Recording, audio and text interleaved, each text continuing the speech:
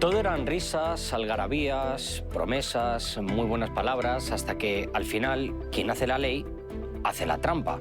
Y Donald Trump ha caído en su propia trampa, o quizá le han metido en una trampa a él mismo, ¿no?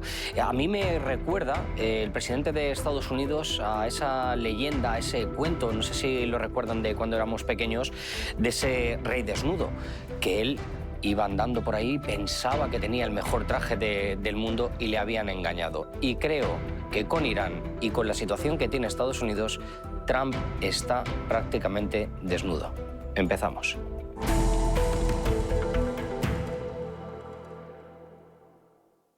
Vino a poner paz, vino a no entablar ninguna guerra lejos de Estados Unidos y al final ha hecho todo lo contrario. Yo, si fuera un estadounidense, un votante, ahora mismo, si hubiera votado a Donald Trump por la presidencia, pensaría, ¿me ha traicionado el presidente Jorge de Estados Unidos con sus decisiones? A su población, bueno, es materia de opinión, yo creo que sí, y una gran parte de sus votantes está de acuerdo, que sí, que más que una traición, probablemente sea una decepción, pero no puede decirse que no estaban prevenidos, simplemente estaban o mal informados o con un exceso de fe ciega. Ajá, y dentro del movimiento republicano y dentro del movimiento MAGA, ¿tú crees que no hay muchos desengañados de todo esto? Sí, muchos. Uno de los ejemplos que todos conocen alrededor del mundo es Tucker Carlson, por ejemplo, y muchos otros. Hay muchos desengañados y todo ese movimiento surge del el mismo factor común, que es Tel Aviv o Israel. Ese cambio de opinión que comenzó con el genocidio en Gaza hace un par de años o más de un par de años, especialmente llegó a la población más sensible o más idealista, que eran y son los estudiantes siempre históricamente.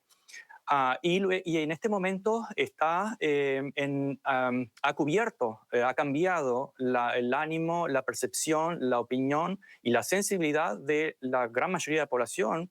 Hasta los 65 años está, según las encuestas, a favor de los derechos de Palestina. Algo que uno puede decir, bueno, pero ¿quién no puede estar a favor de los derechos de algún pueblo? Bueno, eso es algo obvio, pero no lo era hasta hace poco. Y en este momento es al revés. La gran mayoría de los estadounidenses, ya no solo de la juventud, sino de todos los estadounidenses, cuestiona el rol de Irán, de Israel, no solamente dentro de la política interna, sino la tradicional manipulación de Estados Unidos, que es el gran hermano, interviniendo, dejándose arrastrar a todo tipo de guerras en Medio Oriente especialmente, que son guerras queridas por Netanyahu desde los años 80. Ujú. Si se dan cuenta ustedes, lo que nos está diciendo Jorge es que prácticamente la mayor potencia del mundo está condicionada por los deseos de un país muy pequeño, que se supone que no pinta nada, pero que le ha arrastrado a esta guerra con Irán. Nadie quería este conflicto o nadie lo podía prever, pero al final está metido hasta el cuello Donald Trump, vendiendo yo creo que su legado, incluso político, por hacerle no sé si un favor a Israel, pero desde luego que Estados Unidos o los estadounidenses no estarán muy contentos de que sea otro quien gobierne su país a distancia, Jorge. Sí, lo están descubriendo, pero eso ha sido la realidad durante mucho tiempo. El mismo el padre de la propaganda, Edward Bernays, lo decía, la democracia la mejor forma que funciona es controlarla y diciéndole a los demás que deben opinar. ¿Quiénes son los que generalmente tienen ese poder de control? Aquellos que tienen poder de unión. En el siglo XIX podríamos decir, bueno, los trabajadores, como incluso hasta Karl Marx lo reconocía, están muy bien organizados en Estados Unidos, por lo tanto tienen mucho más fuerza que en Europa. Pero eso se destruyó totalmente y esas uniones han sido desde el siglo XX en adelante de las corporaciones, las uniones de los millonarios y las uniones a través de lobbies políticos. Por ejemplo, no solamente el AIPAC de pro-israelí, sino, por ejemplo, el PAC o el lobby cubano, que en este momento tiene un poder desproporcionado totalmente en Washington. ¿Por qué eso? Bueno, porque el resto del pueblo está totalmente dividido, atomizado, especialmente por una vieja cultura, pero más concretamente en los últimos años por las nuevas tecnologías, separados.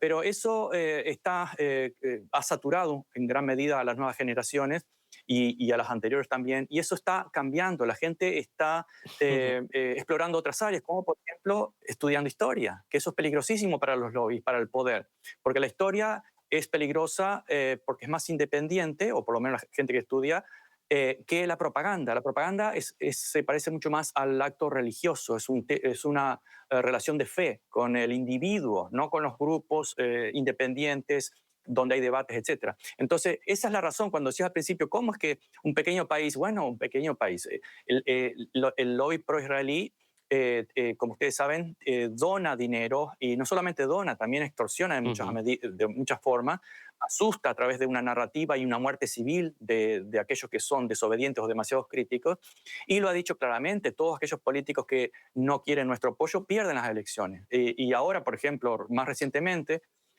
aparentemente la estrella de la izquierda de los demócratas, Newsom, el gobernador de California, en una entrevista prácticamente que dijo, no prácticamente, explícitamente lo dijo, que era sionista y que veneraba a Israel, etc.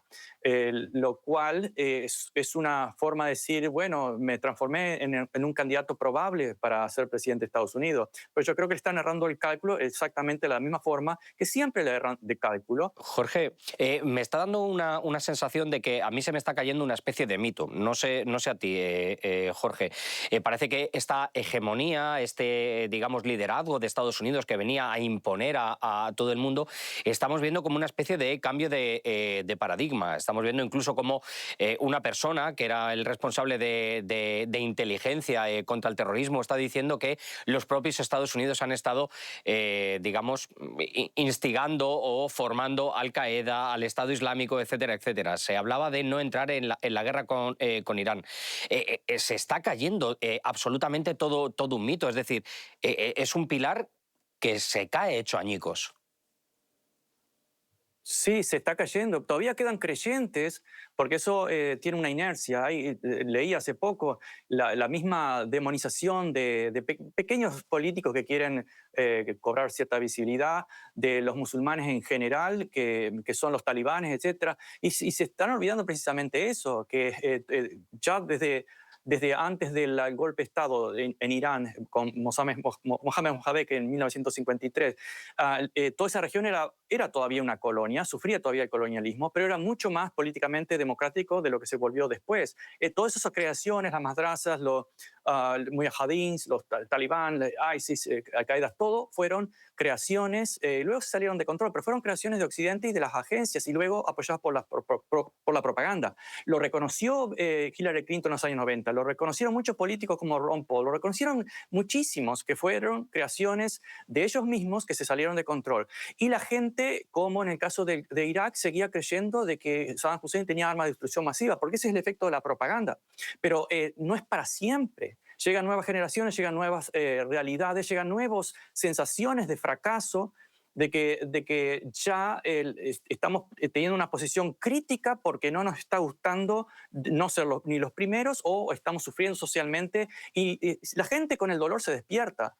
El dolor está llegando a la economía, ahora más directamente con los precios Claro. del petróleo, que ser más variable, pero son elementos son despertadores para Es la que sociedad estadounidense. es que yo lo que creo, y es lo que nos está diciendo Jorge, no sé qué piensan ustedes, es que la sociedad de Estados Unidos parecía invulnerable. Nadie nos puede tocar, estamos muy lejos de todo. Esto no nos va a afectar en absolutamente nada. Y se está viendo esa vulnerabilidad, se está viendo esa sensación de debilidad. Y lo están viendo, sobre todo, yo siempre lo digo, Jorge, que aquí la gente en Estados Unidos, cuando vota con él con la mano en el bolsillo, no con la mano en el corazón.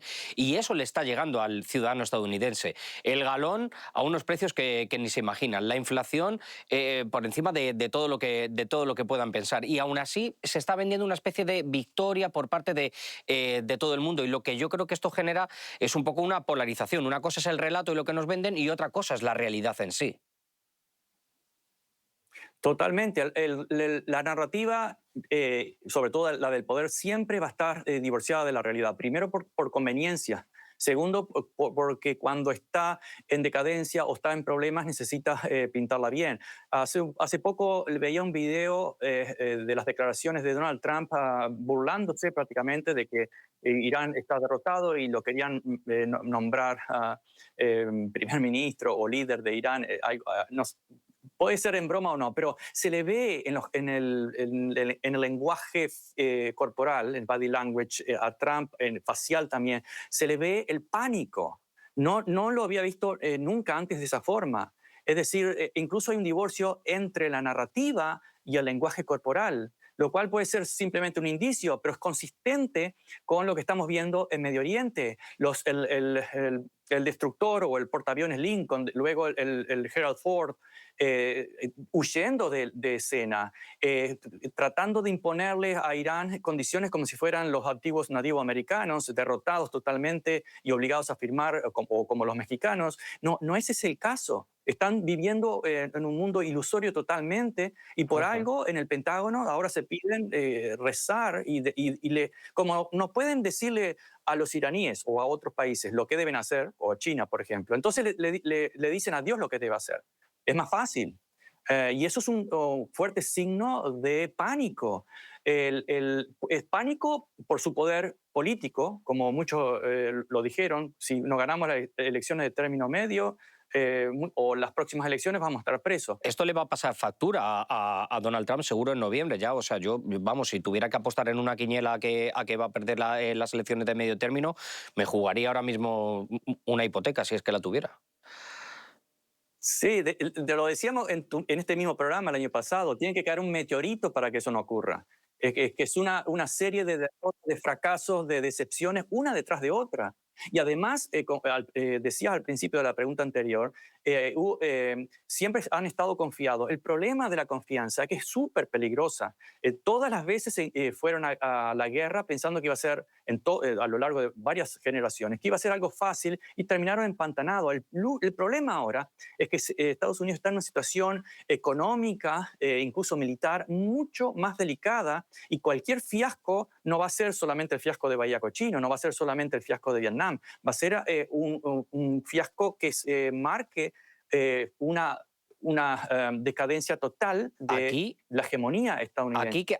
Aquí quería entrar. Aquí quería entrar, Jorge, porque para mí esto ha sido un error. Este es el fin de la hegemonía de Estados Unidos porque se está mostrando con una debilidad increíble, con un país como es Irán, que está aguantando, que sabe que es cuestión de supervivencia. Y esto para la sociedad de Estados Unidos deben decir, oiga, ¿qué está sucediendo aquí? Que ya no somos los más poderosos del mundo, que ya no somos quienes dictamos las reglas, que una cosa es lo que se nos dice por la televisión o en los discursos que prácticamente los tenemos durante todos los días y otra cosa es lo que está pasando realmente en la cancha, ¿no? Como diría un argentino jugando al fútbol. Es que es así, este para mí es el principio del fin. Sí, más que el fin es el principio del fin. Hace 20 años pensábamos y decíamos que eran los mares del sur, la zona de Taiwán por ahí. Poco después decíamos, bueno, empieza el anillo de fuego en Ucrania, luego sigue en Medio Oriente con Palestina, sigue por Irán, incluso antes de las guerras o de las invasiones o del bombardeo de Irán, decíamos el próximo es Irán, y luego de Irán los mares del sur o Taiwán. Pero creo que el mismo Donald Trump y toda su gente está acelerando ese proceso de decadencia que pudo haberlo evitado con una simple negociación con las otras potencias diciendo, bueno, ustedes existen también y nosotros no somos la policía del mundo. Bueno, esa arrogancia los está hundiendo, nos está hundiendo a todos, pero creo que cuando Estados Unidos deje de ser esa potencia arrogante, la gente aquí va a comenzar a vivir un poco. Fíjate que Donald Trump decía al principio, nosotros no venimos a ser el policía del mundo, nosotros no venimos a imponer nada. Y a mí lo que me está dando es que parece que está haciendo el jarabe que no quería él tomar, ¿no? Y de este jarabe me parece que es poco jarabe democrático en este caso, ¿no? Que hay bastantes imposiciones y yo no sé si el sentido de la democracia en sí mismo dentro de Estados Unidos está ahora mismo en esa tela de juicio, ¿eh? La democracia siempre fue, desde hace mucho tiempo, como fue un paradigma de la Ilustración, secuestrado por los imperios capitalistas europeos y norteamericanos, una excusa. Hoy se ha abandonado directamente. Algunos todavía usan libertad, democracia para seguir acosando a Cuba, pero incluso desde otros países como América Latina, pero eso se ha abandonado en Estados Unidos. Ahora está el concepto de la Ilustración oscura y de que el poder, el poderoso, tiene el derecho a arrasar, a matar y a tomar. Se han sacado todas las máscaras, pero sacarse una máscara no significa ver mejor la realidad. En el caso de Irán, por ejemplo, Donald Trump le presenta 15 puntos ridículos y Irán responde doblando la apuesta. Por ejemplo, uno de los puntos pidiendo reparación, lo cual desde un punto de vista geopolítico es una bofetada, pero desde un punto de vista estratégico comunicacional es una forma de provocar la reflexión en los otros continentes, de la gente común. Es decir, ¿y por qué no va a pedir reparación si fue el atacado? Bueno, eso es una forma de redoblar la apuesta y está indicando de que Washington y Tel Aviv no están viendo la realidad, siguen Jorge, con su fanatismo. En el caso de Estados Unidos, el destino manifiesto, y en el caso de Israel, el gran Israel, ajá, una fantasía absurda de te, lograr, pero sí que va a lograr mucha más sangre y algunos otros territorios, pero no te quería, la utopía fantástica.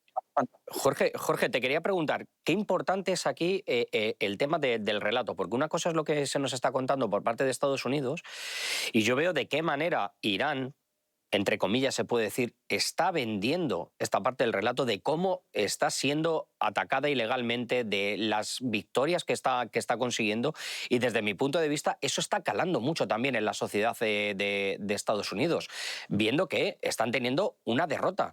Es decir, por mucho que se intente camuflar, Irán está consiguiendo muchísimo a través de medios de comunicación, a través de la postura que tienen muchos países, ya no digo los serviles europeos, que está claro quiénes son, pero sí en el resto de la comunidad internacional, de la gran mayoría de esa comunidad internacional. Sí, acá hay un efecto muy interesante relacionado a lo que estás diciendo.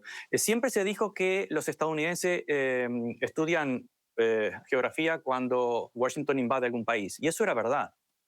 Ahora lo que creo que hay que agregar a la geografía es que la gente, no solamente estadounidense, pero también, sino también el resto del mundo, estudia historia a partir de esas agresiones. Entonces, hace pocos años, hablar de Irán era hablar del que genera el terrorismo en el mundo, o hablar de Israel, como lo acaba de decir narrativamente, que nadie se lo creyó, el embajador de Israel en las Naciones Unidas, diciendo de que tienen derecho a tener armas atómicas porque son ellos, Israel, el único estabilizador y el único que quiere la paz en Medio Mm, Oriente. Es sí, decir, claro. una narrativa ridículamente divorciada de la realidad. Es como está diciendo Donald Trump ahora, que una de las condiciones para lograr la paz con Irán es que se abra el estrecho de Hormuz. Pero el estrecho de Hormuz estaba abierto. Entonces, es decir, bombardeamos, matamos para lograr estar igual que estábamos antes, porque el objetivo es otro. Es ir detrás de los Fíjate, deseos y los caprichos de Israel y fíjate, de las grandes compañías petroleras y las grandes compañías de la guerra.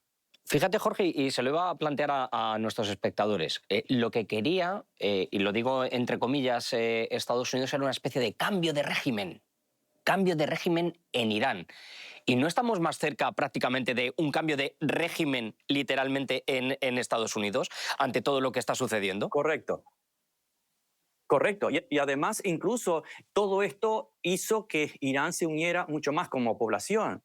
Es el efecto que pasó en la guerra de las Malvinas en Argentina y en muchos otros lados. Es decir, incluso aquellos que están en contra del gobierno, no voy a llamar régimen para no seguirle jueguito a la prensa occidental, porque hay muchos Eso regímenes, es. el de Israel y el de acá son regímenes, claro. Pero aquellos que estaban en contra, legítimamente en contra del gobierno, se han pasado a decir, bueno, primero, antes que nada, no aceptamos ninguna invasión porque eso es un principio de orden. El mayor y principal pecado histórico ha sido el imperialismo y la agresión. Y cualquier país se uniría, incluso pasaría lo mismo aquí en Estados Unidos.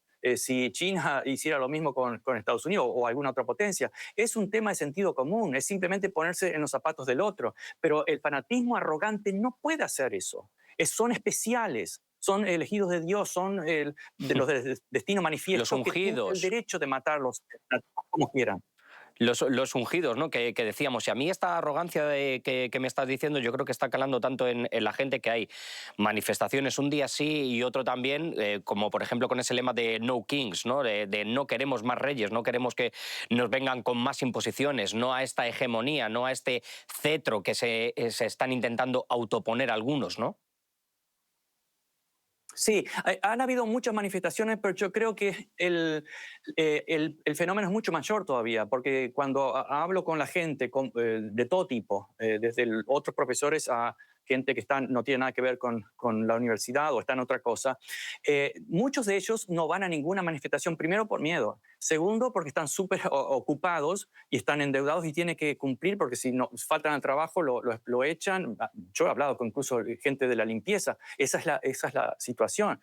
Pero cuando analizás o tratás de descubrir qué es lo que piensan y sienten, es totalmente lo opuesto a lo que se puede ver en una fotografía. Están hartos incluso aquellos, incluso hasta exiliados venezolanos, están hartos de esa situación de racismo, de brutalidad internacional, etcétera. No todos, obviamente, porque Puede haber, muchos puede son gente haber, fanática, Jorge, tú, otros sí. ¿Tú crees que puede haber una revolución social ahora mismo en Estados Unidos? Estamos hablando de un país prácticamente militarizado, sabemos cómo funciona la policía, qué tipo de represiones hay, pero viendo esa sensación que tú me estás dando allí desde Estados Unidos de que la gente está harta, de que hay una división, ¿tú crees que podría haber una especie de revolución? Kennedy le robó una frase a un historiador que básicamente decía, quienes no permiten cambios y reformas preparan o llaman las revoluciones. Eso son las dos opciones. O hay fuertes cambios y reformas políticas y sociales que no, es muy difícil porque quienes están en el poder, en el poder financiero, no van a ceder amablemente su poder para salvar el barco. Se van a hundir ellos y con todos los demás. Ahora, es muy difícil predecir una revolución, pero es inevitable. Puede ser de 10 años, puede ser 20 años, si esto continúa, si no hay fuertes reformas, si no hay un entendimiento de que no somos la policía del mundo, que podemos beneficiarnos del ascenso de otros países como China, como Rusia, como América Latina. Si no entendemos eso, que ganar no es un partido de fútbol, simplemente para que uno gane tiene que perder el otro. Si no se entiende eso, va a haber una revolución y va a comenzar a través de probablemente o de una fuerte crisis económica, no como la de 2008, sino económica y social, o lo más probable con un fiasco o con una derrota geopolítica, tal vez militar, en alguna de esas partes del mundo. Esa puerta que dices, Jorge, es la que se está abriendo ahora mismo con Irán. Ahora mismo yo lo que veo es un Sí. cataclismo a nivel geoestratégico y a la vez económico. Es decir, es una doble bofetada a Sí. Estados Unidos y se está abriendo este escenario, entre comillas, digamos, de oportunidad que dices tú para algún tipo de revolución o por lo menos un levantamiento o una protesta social grande, ¿no? Sí, están insistiendo. Lo que pasa es que es como alguien decía, el mundo no va a terminar porque nunca terminó. Es como decir, nunca me voy a morir porque yo nunca me he muerto antes. Entonces la idea de que, bueno, no va a haber revolución porque social, porque hace mucho que no hay, desde la época de la guerra civil en el siglo XIX. Pero todo llega en algún momento. Si se sigue la tendencia, no se sabe cuándo, pero es inevitable. Ujú. Pues nos vamos a quedar un poco con este, no sé si eslogan o con esta frase. Yo creo que estamos llegando a un punto de no retorno en Estados Unidos en el que, como dices, este concepto de hegemón, de hegemonía, se está viendo destartalado, está cayendo. Y yo no sé a qué se va a enfrentar este país en un futuro próximo. Si tuviéramos que hacer un vaticinio para los próximos meses, lo de noviembre parece que ya lo tenemos claro y no nos vamos a jugar ninguna comida entre tú y yo. Pero en un futuro próximo, Jorge, en apenas un minuto, ¿cómo ves tú a este Estados Unidos con Donald Trump al frente? ¿Qué es lo que crees que puede suceder? Primero, Donald Trump ya tiene pocos años, no sé si termine su presidencia, tal vez no, pero a mediano plazo el sistema político, económico de Estados Unidos tiene que sufrir un cambio radical y va a ser para la izquierda, en el sentido de una rebelión de los de abajo. Se llama la izquierda o derecha, pero va a ser una rebelión de abajo porque el sistema económico es obsceno en este momento. son esclavos trabajando para beneficiar a una microélite. Eso es insostenible absolutamente. A largo plazo, a un nivel mundial, es primero el orden hegemónico geopolítico va a cambiar, debe cambiar, es inevitable. Y segundo, el capitalismo tiene que dejar lugar a otro sistema, un sistema que no venda tanta muerte y no venda tanta esclavitud asalariada. Ese sistema terrible que lo hemos visto a lo largo de tantos siglos, de masacres, de genocidios, de guerras permanentes, debe terminar, o el planeta y la humanidad primero va a sufrir un colapso civilizatorio. Incluso el planeta está siendo asfixiado en este momento, que muy pocos hablan sobre ese tema también, pero es consecuencia del mismo sistema capitalista y de la misma arrogancia de los supermillonarios. Jorge, estaremos muy pendientes de todos estos vaticinios que nos has hecho, de estas previsiones, porque yo la verdad que estoy bastante en línea contigo. Vamos a ver qué es lo que sucede con Estados Unidos, porque a mí me parece que esto ya no da más de sí. No se puede estirar más el chicle, ¿no? Como se decía cuando yo era estudiante. Te mando un abrazo fortísimo. Muchas gracias por esta radiografía tan sincera y con tanta luz que nos has hecho de cómo está la clase política y sobre todo la sociedad de Estados Unidos. Te mando un abrazo, Jorge. Muchísimas gracias, de verdad. Muchas gracias, Javier, y a todos los que te ven.